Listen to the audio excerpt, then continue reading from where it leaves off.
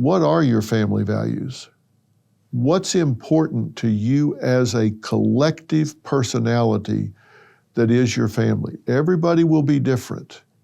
Everybody will value different things, but there will be some common values. What are they? Are you a Christian family? Are you a spiritual family? Where do y'all stand on that? Do you honor your mother and father? What are your beliefs about how you interact with the world? Are you positive?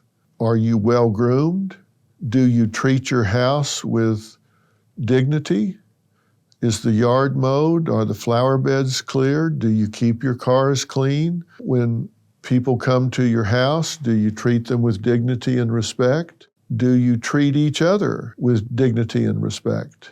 Do you respect each other's boundaries? Everybody in the family has a role. Do you know what everybody's role is?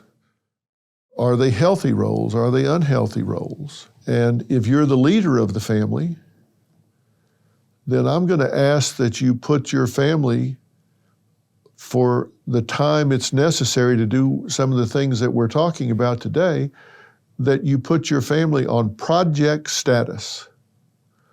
Project status. Not just, hey, I'm going to kind of drift into this.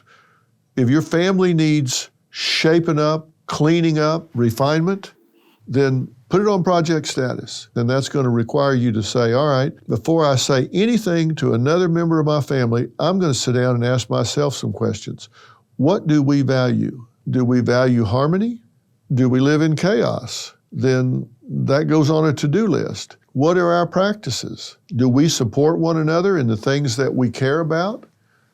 Do we take the time to support one another?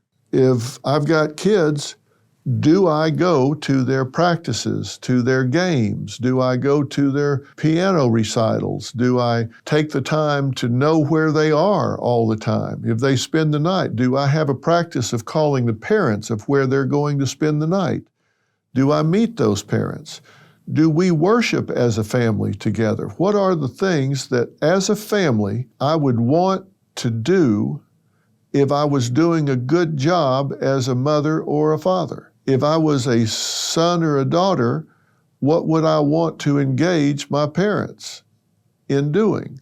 If I'm a brother or a sister, what do I need to do to improve the bond with my siblings? What practices do I need to improve on? What are the beliefs that we hold? Do we believe family's important? Do we believe in investing time in one another? What are the goals for our family? Do we want to have long-term relationships, or is my goal to get away from these people as fast as I can and go as far as possible? Whatever it is, you need to decide and articulate that, write it down. And what does your family name stand for? When people speak the name of your family, what does it stand for? Are you the people in town that folks want to stay away from or want to include? Are you worried about any of that? What does your name stand for? Because it's what you do, not what you say, that defines you. Values, practices, beliefs, goals. What do you stand for? It's the greatest gift that you can give yourself and your kids, because they will look back on this. Do you actually take time to have meals together? Do you ever sit down in one room and say, hey, let's sit down and talk about how we're doing as a family? And the stranger that feels, the more awkward that feels, then the more likely you need to do it. Because if it feels strange to sit down as a family group and check in with everybody and see how everybody's doing, the more you need to do it. Because if it feels awkward, you're way away from where you need to be. You're way, way, way away from where you need to be. Christmas and Thanksgiving don't cover it. Everybody needs to put down their phones, turn off their computers, turn off the television, and just sit down and have a conversation. Everybody tell us how you're doing. What's going on in your life? What would you like to talk about? Is there something around here you'd like to see changed? Is there something you would like to see added? There are some questions you can ask. Everybody can answer 3 questions that are real simple. You can just go around the circle.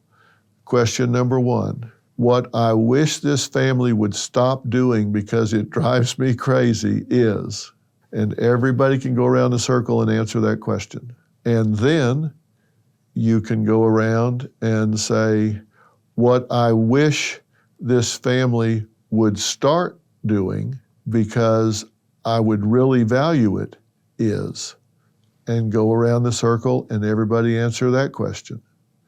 And then third, what I hope this family continues to do because I value it so much, and have everybody in the family answer all 3 of those questions. What I wish this family would stop doing because it drives me nutty. What I wish this family would start doing because I need it. And what I hope this family continues doing because I value it. Just those 3 ice-breaking questions will give you a start like you won't believe to get a grip on where your family is, and it'll spark conversation like you won't believe. I promise you it will. And let me ask you this, which will give you a place to start. What do you remember most from your parents? What did they give you? What do you remember most that they contributed to you and your upbringing? Was it love, caring, support, guidance, wisdom? What did they do to contaminate the most? What kind of role models were they for you? And it's not always dramatic. It may be that they stood up strong against certain things, but it may just be simply that maybe your dad worked in a job he didn't like, and he came home every day, kind of shoulder slumps. How'd it go? Oh, just a grind. Hate that job. What was he modeling? He was modeling that he sold out for something he didn't love, he didn't like, he didn't want to do. Did he model for you that that's what you do? You grow up, work hard, take a job, you just survive, and come home gray and worn out at the end of the day? Was that the role model that you had? And are you emulating that? What kind of role model did you have? Did they have an emotionally barren relationship, or was it full of love and support?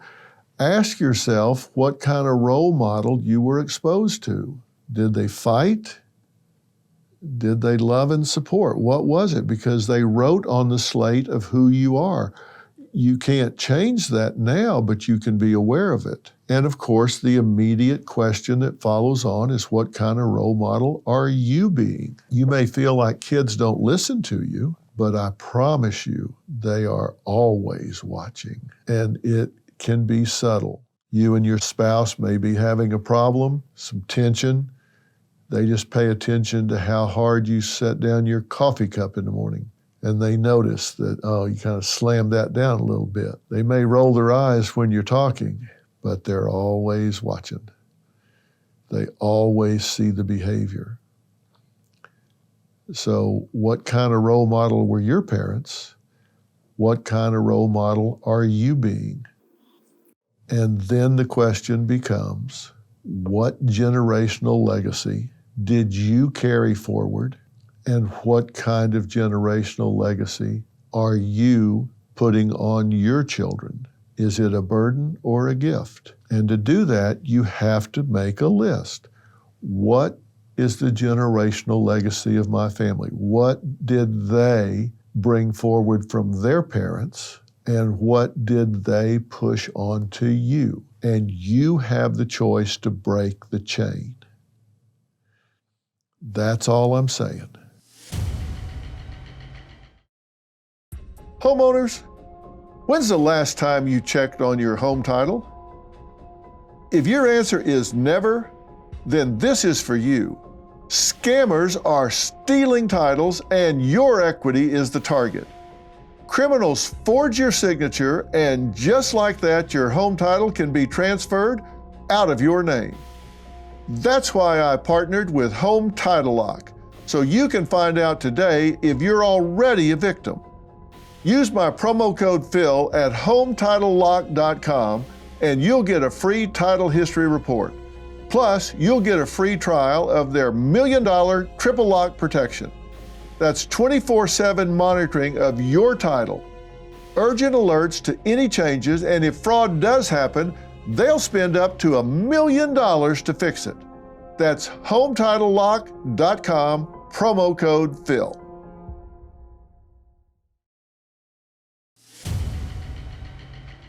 And this requires problem solving. And in order to do that, you have to believe in yourself. Think about that for a second.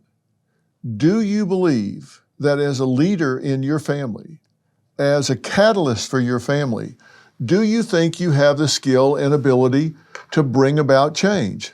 And if you don't, you have to ask yourself, why not? What is it that I'm not bringing to the situation that will create that change? It boils down to self-esteem, and it boils down to your personal truth. Now, if you know me at all, if you've listened to me for any time at all, you know that I believe we all have a personal truth. And that personal truth is not static. It's dynamic. It changes across time. So I'm going to give just a very brief refresher on what I mean by personal truth. And very simply put, it's what we think, feel, and believe about yourself in the most unvarnished possible way. No social mask. We're not putting our best foot forward. We're not kicking ourselves. It's just the reality. What do we truly believe about who we are? Why is that so important? Because we generate the results in life we think we deserve. If you think you're a second-class citizen, if you think you're not as smart as everybody else, if you think you don't deserve what you see other people seemingly enjoying in their lives, and you generate the results in life you think you deserve, then it stands to reason you're going to generate second-class results. If you look at another family, maybe they're out in the park on a Saturday afternoon, or maybe they're at the mall and they're walking along and they're laughing and talking and cutting up among themselves, and you think, wow, that looks like a really happy family. But that's for other people. That's not for me. We have toxicity in our family. We have a mentally ill person in our family. We're poor in our family. We have strife in our family. We don't deserve what that family is showing. Now, you compare yourself to them, but you don't really know what their personal truth is. They may be the most screwed up bunch in the whole town, but when they put on their social mask, they go out and laugh and talk and they seem healthy. May not be the case, but we're not worried about them right now. We worry about them later. We want everybody to be happy. We want everybody to be safe. We want everybody to have a good future. But right now, we're talking about you and your family. And trust me when I tell you, it's not selfish to put yourself and your family at the top of the list. You may think, well, now wait a minute. We have to care about others. Of course you do, but I'm going to tell you why it's not important for you to put yourself at the top of the list at least some of the time, and really a lot of the time. There are reasons that that's okay. There's reasons that that's not selfish. Number one reason is you can't give away what you don't have. If you don't love yourself, it's real hard for you to give that away to somebody else. If you don't love who you are, if you don't feel good about who you are, it's real hard for you to help somebody else feel good about who they are. And if you don't minister to yourself, if you don't nurture yourself, if all you ever do is give to somebody else, which you might think, oh, wow, that's a great thing to do. That's a great way to be. Well, maybe so if we're looking for a martyr, but the truth is we're not looking for a martyr. If you don't take care of you, you're going to wind up emotionally bankrupt. So it's okay to take some time right now and focus on you. You're a member of this family. You're important to this family. Maybe you're the father, maybe you're the mother, maybe you're one of the kids. but you are an important member of this family. You have a role in this family. And every time you come into a situation, every time you come into a relationship, you're going to do one of two things. You're either going to contribute to or contaminate the situation. If you're pathological, if you're emotionally bankrupt, if you're depressed, if you're hurting, then you're going to bring that toxicity to the relationship and you're going to contaminate it. If you have a really bad attitude, it can be like a skunk in the room. You think, well, I'm just over here in the corner minding my own business, but if a skunk sprays anywhere in the house, what's going to happen to the whole house? It's going to permeate through every room in that house and affect everybody in that house. That's the way it is with a bad attitude. That's the way it is with pathology. It doesn't just impact the person that's experiencing it directly. It goes throughout the entire family and affects everyone. So it's not selfish for you to take care of you, because when you're hurting, it affects everybody around you. So taking care of yourself, nurturing yourself, giving to yourself has a positive effect on everyone around you. So it's not selfish. Just remember, you can't give away what you don't have. I can tell you, success does leave clues. Individually and collectively, it does leave clues. And families that are successful, just like individuals, they deal with truth. They don't live lies. They don't enable one another if something is not going well. They don't have one member of the family that is really adrift. One member of the family that maybe is on drugs, but they pretend they're not. One member of the family that is really feeling marginalized, but they pretend they're not. One member of the family that seems to be drifting away, but they're not inconvenient. They don't make noise. They don't seem to have a lot of demands. So nobody worries about it too much because they're not causing trouble. They're just quiet. Well, everything's not okay. That's not the truth.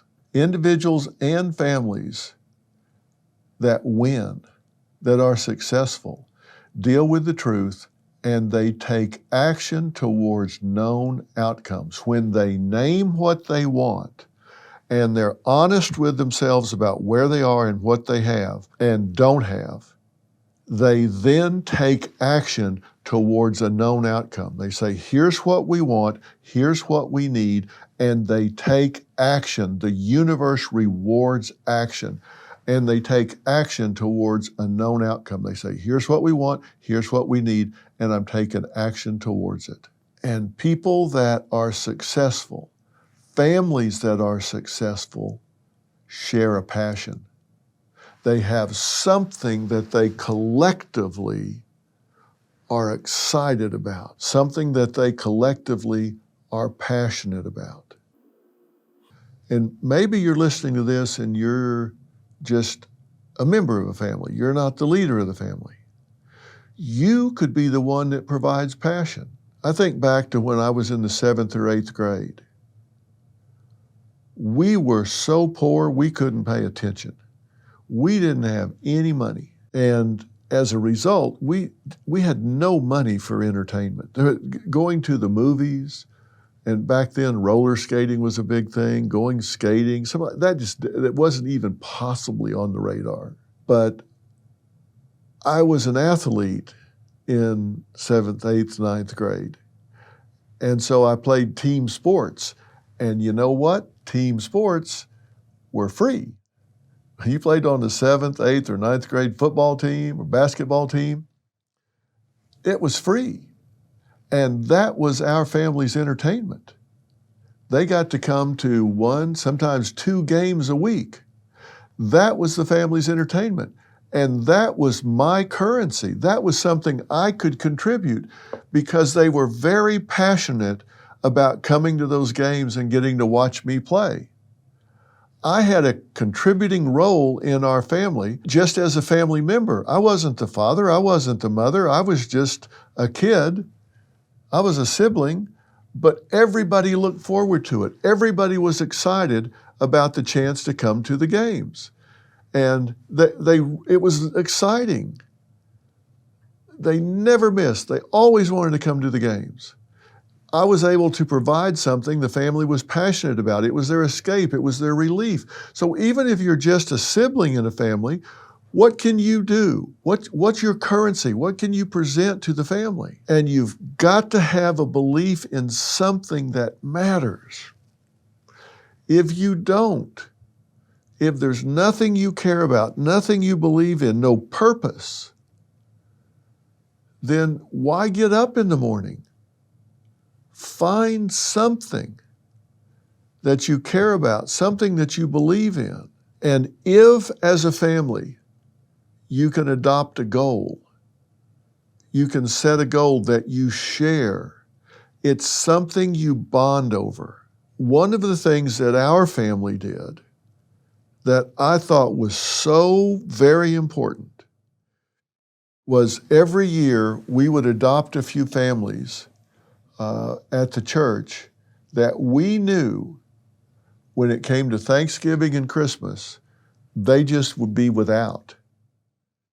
They didn't have the money to have a Thanksgiving dinner. They didn't have the money for a Christmas tree. They didn't have money for the children to have presents. And if someone didn't reach out and help, they would just be lost. They would be without. That was important to me because I grew up, really poor. And it was such a wonderful time with our boys for Robin and I to get them involved in adopting some families that we could help during the holidays.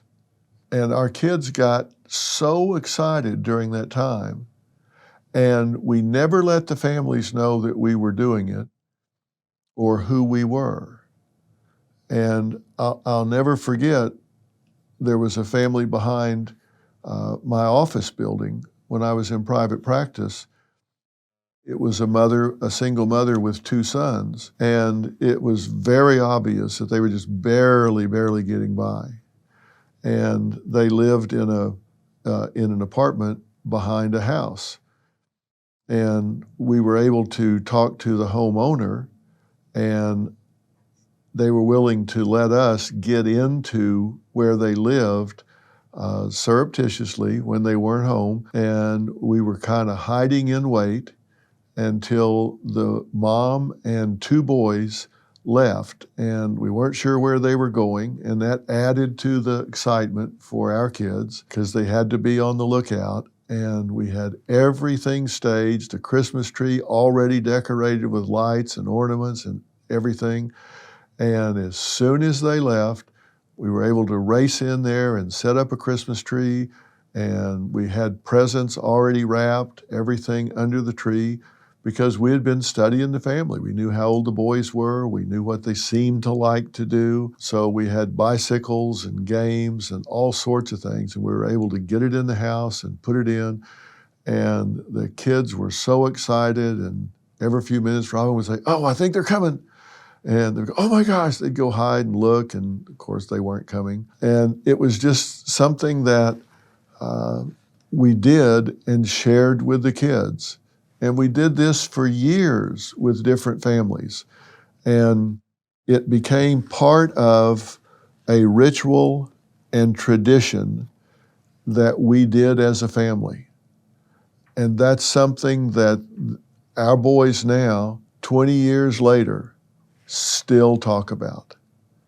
They still talk about that. So it's very important that you develop rituals and traditions for your family. Doesn't matter what they are, but it's important that there's a rhythm to those things and that you commit to them actively.